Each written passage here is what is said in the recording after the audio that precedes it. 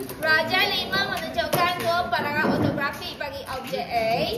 Tunjukkan pandangan tambahan pada SATA X1, Y1. Semua butiran terlindung perlu ditunjukkan. Jadi kalau ada garisan terlindung, kamu perlu tunjukkan garisan terlindung. Okay, garisan terlindung maksudnya garisan yang kamu tak nampak yang terlindung.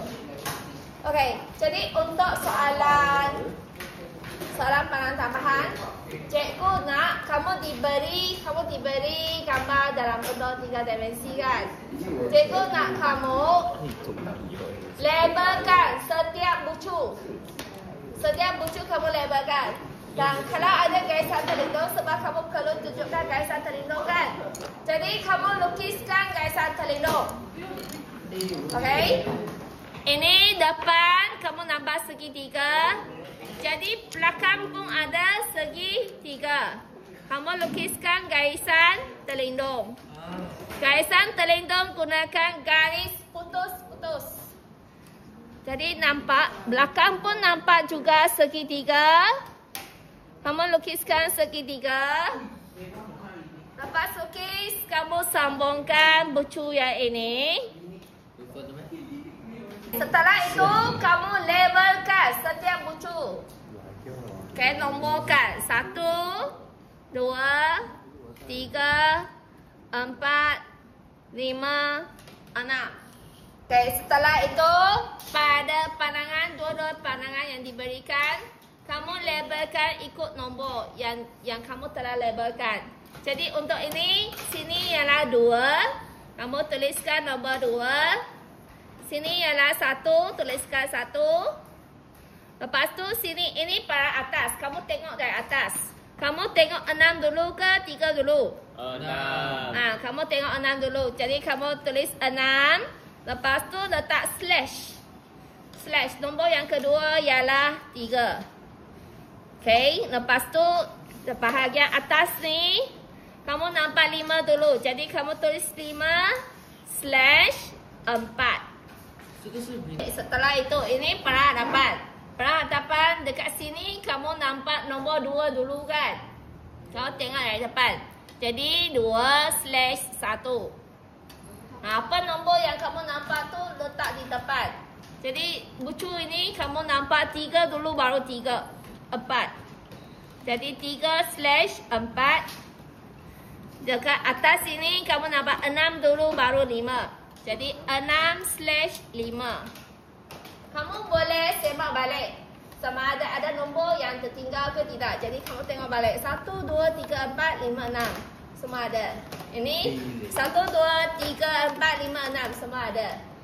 Okay. Jadi sudah tak ada masalah. Okay. Langkah yang seterusnya, kamu perlu sambungkan dua raja. Dua raja yang diberikan, kamu sambung dengan menggunakan garisan binaan. Garisan binaan. Setiap yang ada bucu tu, kamu perlu sambungkan. Okay, sambung. Kemudian, tengok. Kamu perlu tentukan SATA rujukan. Kamu sudah diberi SATA tambahan. X1, Y1. Jadi kamu perlu lukiskan SATA rujukan. Ini kamu akan lukis 90 darjah. Jadi SATA rujukan takkan berada di sini. Dia berada di raja yang pandangan yang lagi satu. Maksudnya sini. Jadi kalau kamu letak SATA rujukan di sini, raja kamu di bawah. Nanti bila kamu lukis, raja akan berada di bawah. Okay. Kalau kamu letak SATA rujukan di bawah, raja di atas. Nanti kamu bila pusing, raja akan berada di atas. Jadi mana satu yang kamu nak? Kosong. Okay. Katakan kita nak di atas. Jadi kita lukis SATA rujukan di sini. Okay. Jadi dekat sini, lukiskan satu garisan binaan. Garisan binaan. Dan kamu labelkan A. Ini A. XY. Sebab sini ialah X1, Y1 kan. Jadi kamu letakkan X, Y.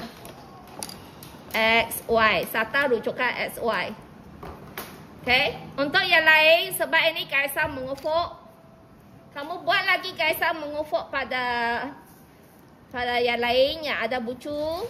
Kamu letak satu garisan. Lepas tu ini letaklah A. Ini letak A. Tadi SY kan. Jadi ini A. Kita tak bawa nombor lagi. Kalau kamu letak nombor nanti keliru dengan nombor yang lain. AD lah. Tak, letak A saja. Guys, ini A. Kalau ada garisan lain, kamu letaklah B, C, D. Tapi sini saja satu saja. Jadi kamu letak A sahaja. Sebagai satu rujukan. Seterusnya kita buat garisan untuk para tambahan. Okay. Apakah sudut ini? Adakah 60? Bukan 60. Kamu cuba dengan satu lagi sesiku 45. Okay. Jadi yang ini ialah 45. Kalau 45 senang. Sebab kamu letak saja ini dah 90 darjah. Okay. Jadi kamu sambung yang bawah sini, bucu ni. Kamu panjangkan garis. Garis ini mesti lebih daripada XY sebab kamu letak XY di bahagian bawah. Nanti raja ada di atas. Jadi kamu letak bawah sini, lukiskan garis. Lepas tu hujung yang satu lagi. Hujung yang paling bawah ni pun sama. Kamu ni tambahkan garis. Okey, lepas tu kita guna ukuran ni. Kita pindahkan ukuran ni. Gunakan jangka lukis. Kamu ukur dulu berapa. Ukur. Lepas tu letak sini tanda. Ini ialah A. Ini ialah A. Okey, lepas tu buatlah garis. Okey, lepas tu kamu tengok jadi sudah buat garis kan. Kamu tengok point ini. Point ini ada 6 dan 5.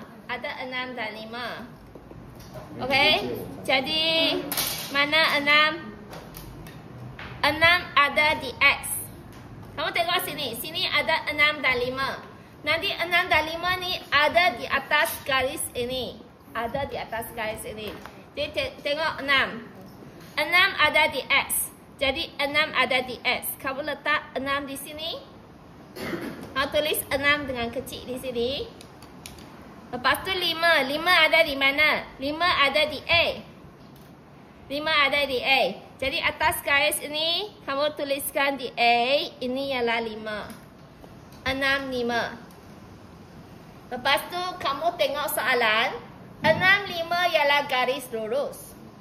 6, 5 garis lurus. Jadi kamu hitamkan garis 6, 5. Hitamkan garis 6, 5. Ini soalan yang simple. Okay, cikgu nak kamu ikut juga cara sebab nanti bila soalan yang belakang tu soalan yang lebih mencabar. Kalau kamu tak lukis, kamu habis label semua baru lukis, nanti kamu mudah salah. Okay, lepas tu kita tengok. Dekat sini ada satu bucu 3, 4. Bawah sini ada 3, 4 kan? Jadi kamu letakkan pembaris sesiku kamu di sini.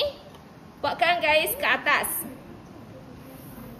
Panjangkan garis ke atas. Buat garis ke atas. Okey, sini ada 3, 4. Ada 3, 4. 3 ada di mana? 3 ada di X. Kamu tengok pada atas. 3 ada di X. Jadi pada garis ini 3 ada di X. Okey, tengok 4. 4 ada di A. Ada di A. Jadi pada garis ini 4 ada di A. Kita tengok 3, 4. Sini ialah garisan terlindung. Sini garisan terlindung. Semua putiran terlindung perlu ditunjukkan kan? Jadi dekat sini 3, 4 kamu sambungkan dengan menggunakan garisan terlindung. Garis putus-putus. lukiskan garisan terlindung.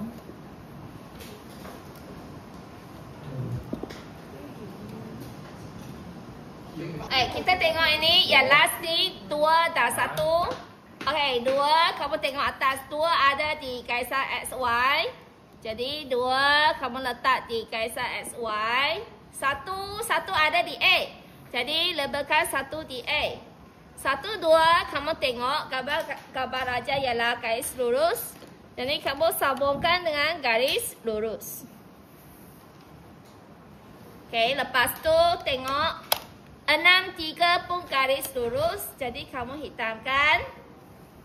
3, 2 pun garis lurus. Jadi kamu hitamkan garis itu.